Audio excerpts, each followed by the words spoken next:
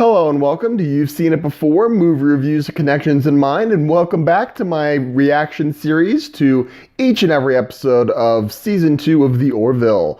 For those who aren't familiar, this is just a short form series that I started just to give my thoughts on every episode of The Orville as it comes out, as well as some analysis as to plot developments and character arcs that seem very similar to things that you may have seen before. So, with all that being said, and without further ado, let's get into Season 2, Episode 6 of The Orville, entitled A Happy Refrain.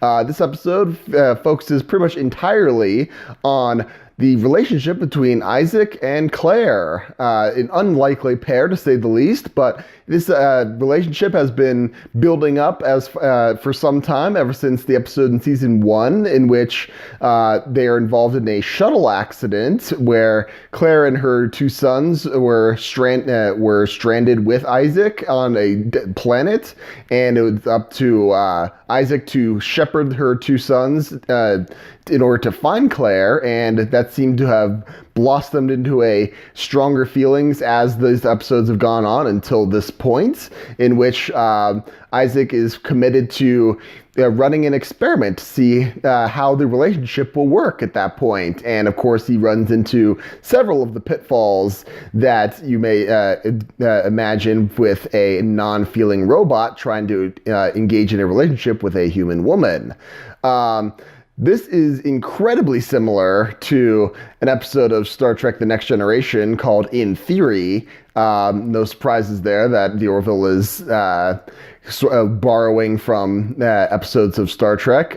In Theory, it's because Lieutenant Commander Data wishes to engage in a relationship with a human woman on board the Enterprise. And that episode focuses on how the relationship between an android and a human would work. And of course, Data tries to solicit advice from the crew as to how to proceed, which Isaac does also in this episode of The Orville.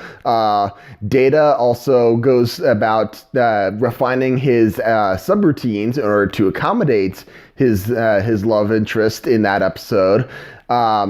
And it turns out that he is working hard on trying to get the programming just right. But unfortunately, the differences between In Theory and Happy Refrain is that in Theory, it was the woman's idea to break it off with Data because he was an unfeeling machine at that point, and he couldn't possibly love her in a way that she wanted to, and she realized that she was bouncing between two unfeeling men at that point, and it was unhealthy. Whereas in A Happy Refrain, it is indeed a happy refrain because Isaac actually determines that he wants to be in a relationship with Claire, and she actually accepts him for that. And that's an interesting change because we haven't seen that necessarily in a series such as this. So that's an interesting development there. And on a lighter side, there is another the subplot involving Bortus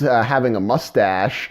Not a lot of time is devoted to it, but a few scenes, which is always nice. And strangely enough, that reminded me of another episode of Star Trek The Next Generation, also focusing on Data, namely the Schizoid Man, in which in the beginning of that episode, Data decides to grow a beard because he thinks it will make him look distinguished, much like why Bortus decided to grow a mustache because he was told that it would make him look distinguished and attractive at that point. So there's an interesting similarity there. Are there any other any other sources that I may have missed in this? These are just the blatant examples that I could think of. Let me know in the comments down below. But overall, I'd say this episode, I can see why I like The Orville at this point because it is kind of a character-driven drama series. It's not really a drama. It's very comedic at times, but I like the character-driven aspect of it. And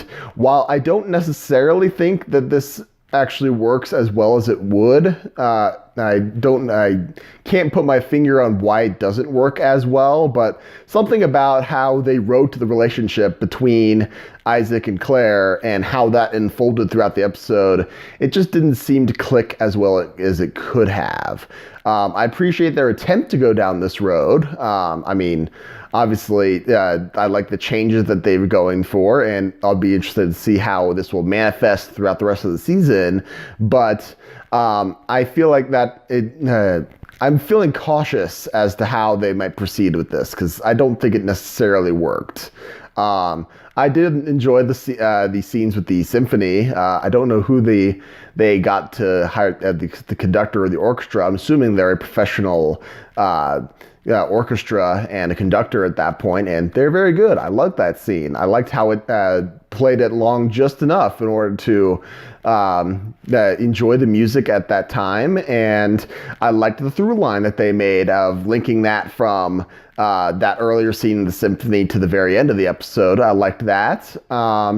Overall, I would say it is an enjoyable episode, not necessarily my favorite of the season so far, but overall, yeah, I think this was a good episode. I'm looking forward to see how they develop Isaac and Claire as they go along. And on another note, I did like the fact that we saw another side of the new security officer, Lieutenant Kayali, and how she will fit in with the crew. And she is kind of stepping into the very similar roles as Lieutenant Catan, but I like to see how she will eventually step into that and grow as a character. I liked those scenes, and that gave me hope for the future at that point. So there you have it. Those are my main thoughts on Season 2, Episode 6 of The Orville. What did you guys think? Did you like it? Did you hate it? Did I miss anything in my analysis? Did I get something wrong in my analysis? I'm not infallible, believe me. Let me know in the comments down below. You guys have been awesome so far. I love the debate. I love the theories that have been going on about these things. I love the background information. I really appreciate that. Just let me know in the comments down below. And if you're interested in this, be sure to check out look for my next review of a reaction to The Orville Season 2, Episode 7, which, as they point out, will be in 2 weeks, which is kind of a bummer. I don't like going too long without an episode, but hey, them's the breaks. So yeah, be sure to look for that. Be sure to also look for my reaction video for Star Trek Discovery Season 2, Episode 3, which is now up. And if you're interested in that, also, if you're interested in my channel, be sure to look for my movie reviews that I do whenever a new movie comes out. The next one I'll be doing is for the Lego Movie Part 2, which is coming out February 8th. So be sure to look for that. Thank you so much for watching, guys. I appreciate whatever audience I can get. But just remember, there is nothing new under the sun.